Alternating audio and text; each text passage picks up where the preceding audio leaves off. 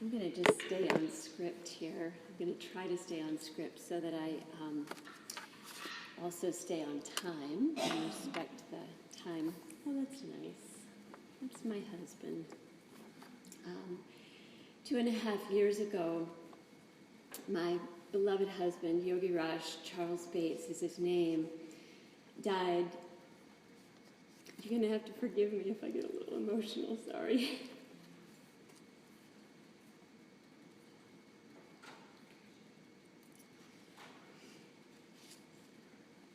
He died unexpectedly in a Minnesota hospital. He was, and he continues to be for us, loved and revered by people literally around the world, and especially by his 4 children, 6 grandchildren, and now we have a great-granddaughter that won't meet him, but I know she'll join his fan club. His extraordinary mind and loving presence was expressed in everything he did. His gifts were influential as an acclaimed author, a business consultant, a master teacher and facilitator. He was an artist. He was quite eclectic. He was also an unrelenting advocate for the human spirit, which I think has a whole lot to do with why we're gathering here today. I know that it's absolutely impossible to live up to his legacy, but I try anyway, because they're really nice shoes to try to fill.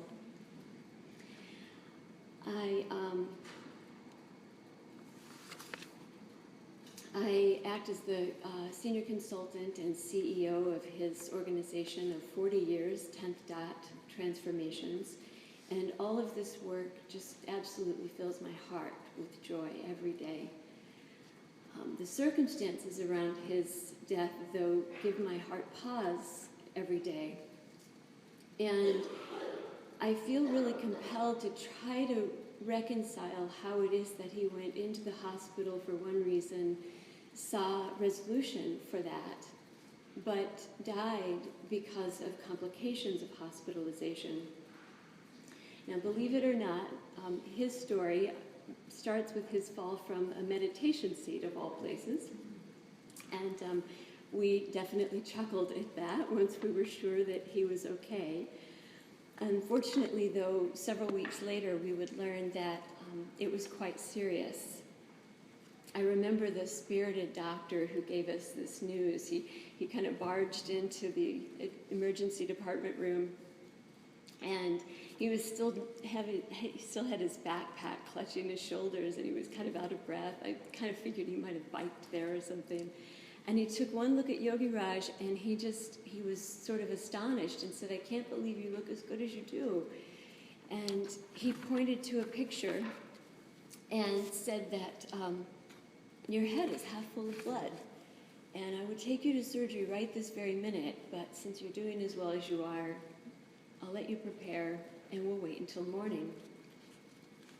Now, we had imagined maybe the worst-case scenario might be a mini-stroke or something. He was a little sluggish in speech and his walk, and this news was such a shock to us. We were obviously quite shocked-looking when the doctor just really took time and thoughtfully, I thought, gave us assurance that even though this was new for us, this is something that he and his team of neurosurgeons handled every day.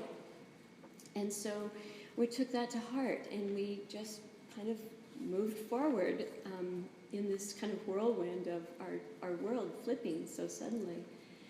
The operation seemed to go well at first. I recounted to our community after he emerged from the recovery room that he was already contemplating and teaching about the essential benefits of liquid. He was parched, and he was going to use this as a learning opportunity.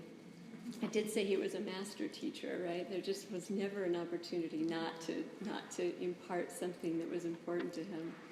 And this was absolutely, to us, a sure sign that his cognitive functioning was great. Issues emerged, though, The day after surgery, we expressed concerns, but we were assured that he was okay. Our concerns persisted. Each time he was transferred to a new unit, there were 8 different transfers in a period of 12 days, including a rehabilitation center. We would repeat the issues that we were noticing, and quite confidently, we were told that he was progressing as expected. And we could see some progress, as well as the signs that just something wasn't right. Most of the staff members were kind and very, very helpful. We were particularly grateful for the first physical therapist who gave us some sort of a tether. I'm sure you have some technical term for it, but I held one end and it went to his waist. And I just remember my little 5'4" self steadying his 6'2" self, and we just got amused at the ways in which I could show up to care for him, and the help that we were given to do so meant a lot to us. Side by side, we gave 100% of our attention to his rehabilitation. I was with him 24/7. They often brought a bed for me, and most nurses brought 2 waters. It was clear that they had us in mind, in addition to his well-being and his good care.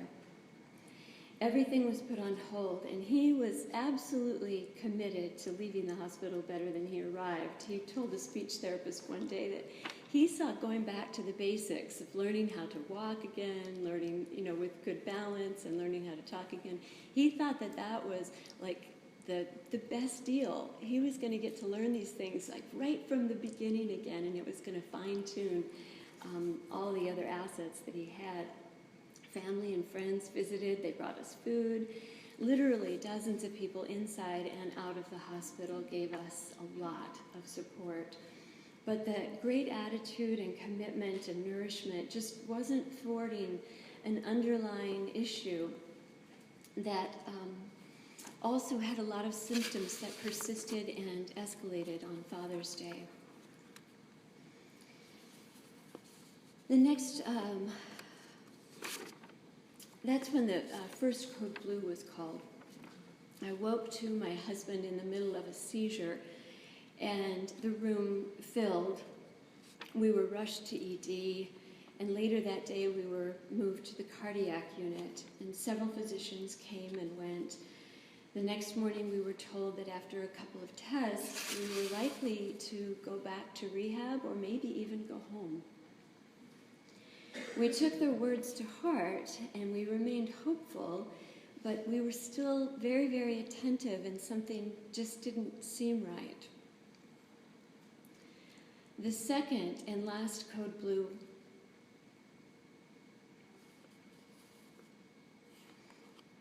it's hard to say this without reliving it, so I know you'll understand. The second and last code blue was called while he underwent one of those tests, an EKG. His son had just visited for lunch, and he was in really good spirits, even though he still had to use some oxygen. Suddenly, though, during that EKG, he looked over at me and he said, "It's happening again." And I knew just what he was talking about. I called for help, and the room filled. And before we could even get rushed to ICU, a chaplain arrived at my side. And I remember this kind of flash of panic rising in me as he introduced himself, and I recalled just very, very quickly, and I now know naively, thinking that his offer to assist me was just that and nothing else. And so I handed him my phone, and I said, "Please call our youngest son who's waiting for us in cardio." And I ran alongside Yogiraj as he was rushed to ICU. This is where I first heard the words pulmonary embolism, spoken by the doctor who oversaw his resuscitation efforts. These 2 words were not a term for me, and they were quickly overshadowed by the 8 words that followed them. She said, "This doesn't usually go well, and he could die." And minutes later, he did. as I watched, and our daughter and son were with me, and we just watched in disbelief and shock. And that shock followed me for months, like a shadow. I think it started to feel real for me when later that summer we received the autopsy report. And that's when pulmonary embolism for me started to become more of a term, and a term that I began to study with a fierceness as though my life depended on it. And certainly I felt like my spirit, my well-being depended on understanding what happened. What had flipped the switch so suddenly from you may be going home soon to we did everything we could to revive him. And I knew that comprehending what took place wouldn't change the reality of waking up without his smile and his orange juice and his beams of love, not just to me, but literally to the world. But I did know that comprehending might prevent the interruption of other lives, other families, which is why I'm here today.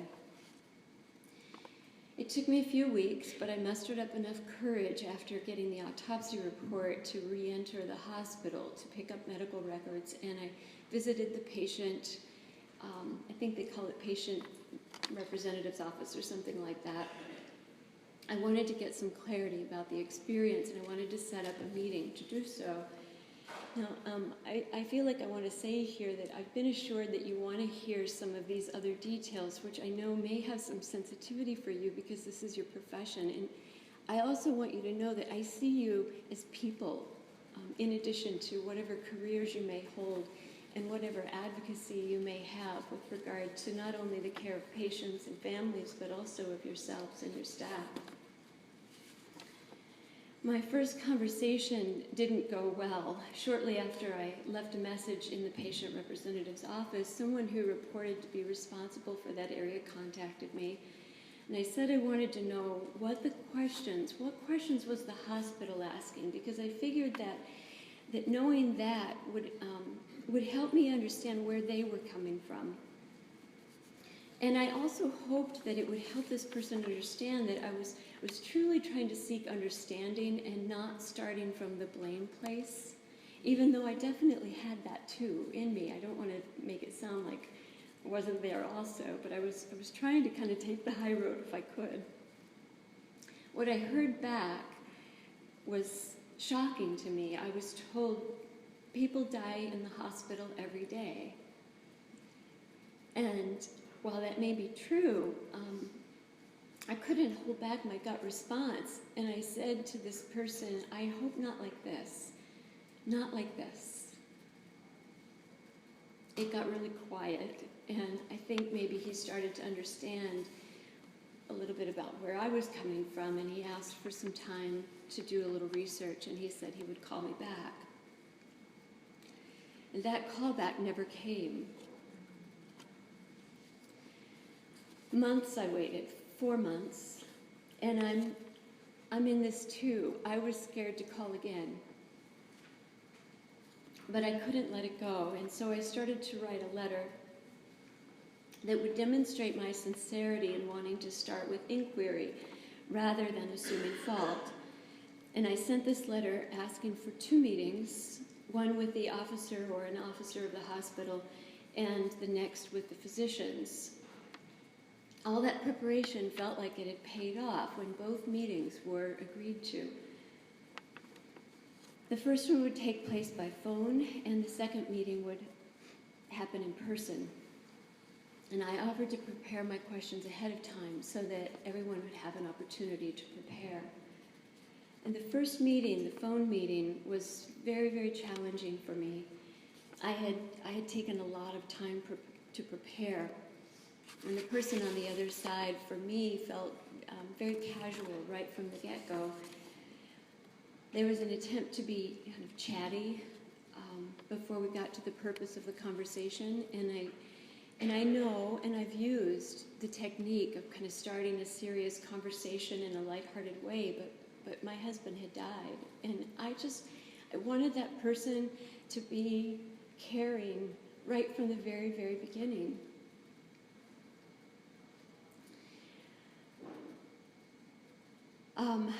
Also in that conversation, I had been asking for the physicians to be present in that meeting, and I was told that they were busy saving lives. And this time, I did hold back my tongue, and I did not say what I was feeling, which was, were they too busy to save my husband's life?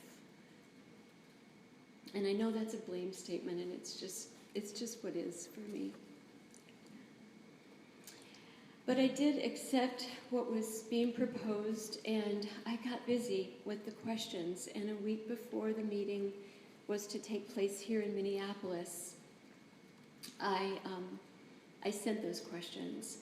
Sadly, though, that second meeting didn't take place. The cancellation letter from the same officer blamed me, saying that my questions changed the agenda. And my head spun for a few days, but ultimately I had to accept that our agendas probably were different, and certainly our motivations were probably different, and they probably still are. What it feels like to me, and because you're professionals, maybe you have some insight that would help me understand better. And I'm not saying this is truth, I'm just going to tell you how it felt for me. But it felt as though the minute my husband took his last breath as Yogiraj Charles Bates, he suddenly turned from being a patient people were caring for to a risk that had to be managed. But for me and our family and our loved ones, some of whom are in this room today, he remained, and he continues to be one of the most loving people you could ever meet.